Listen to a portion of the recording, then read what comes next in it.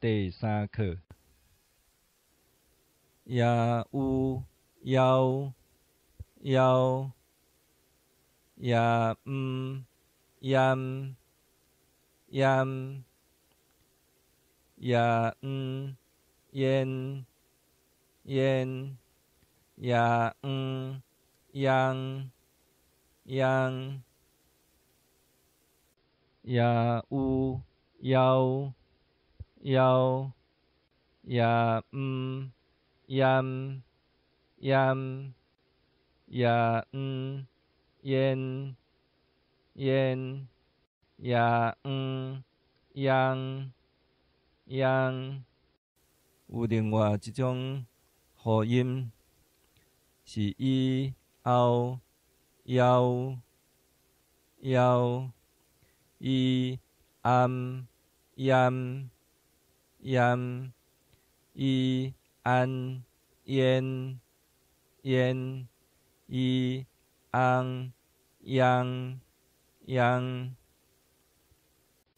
有另外一種合音是以後要以yam yam以yen yen以yang yang。我以y y我弯弯我汪汪。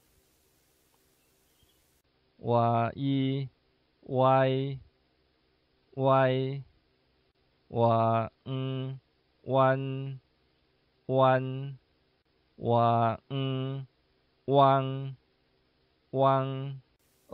i y y an wan wan an wang wang。i y y an wan wan an wang wang。